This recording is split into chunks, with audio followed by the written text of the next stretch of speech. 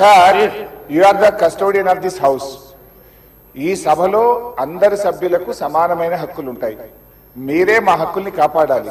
వినండి వినండి, 2 minutes. వినండి, నేనేం అన్పార్లమెంటరీ మాట్లాడతలేను. మినిస్టర్ గారు క్లారిఫికేషన్ ఇవ్వలేదు. Please listen to me sir, దయచేసి ఒక్క నిమిషం వినండి. Sir, you are the custodian of the house. సభలో ఉండే సభ్యులందరికీ సమానమైన హక్కులు ఉంటాయి. మీరే మా హక్కుల్ని కాపాడాలి. మీరు మా రెస్క్యూకు రావాలి. 2-3 విషయాలు సార్ ఇక్కడ. ఒకటి, బిఎస్సి మినిట్స్ మీరు హౌస్ లో పెట్టారు. నేను దీని మీద కూడా మాట్లాడాలనుకుంటున్నా. It was decided that the Honorable Speaker will decide the number of days for which the assembly sessions will be held, keeping in view of the business to be transacted. మనం బిఎస్సిలో ఏం decide చేసినాం sir?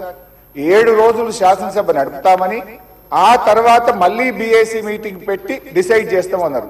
ఇక్కడ ఎక్కడ కూడా BSc minutes లో 7 రోజులు సభ జరుపుతామని రాలేదు. బిఎస్సిని జరిగిన నిర్ణయం వేరు, మీరు ఇక్కడ పెట్టినటువంటి ఎజెండా వేరు. దీన్ని సరిదిద్దండి. దీని మీద ఎలియా మినిస్టర్ గారు క్లారిఫై చేయాలి.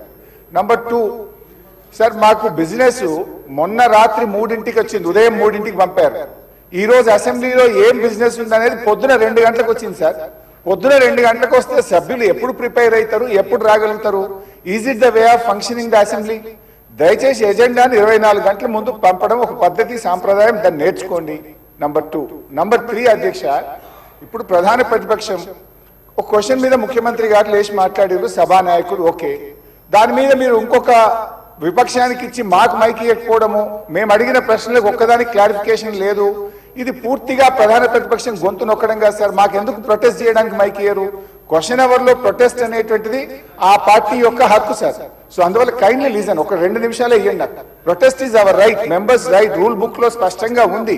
మీరు మా దిక్కే చూడరు, మాకు మైక్ ఇవ్వడం అనేది కరెక్ట్ కాదు. ముఖ్యమంత్రి గారు మాట్లాడుతూ ఏం మాట్లాడింది సార్?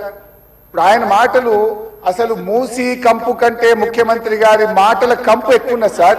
అది వినడం చాలా కష్టం.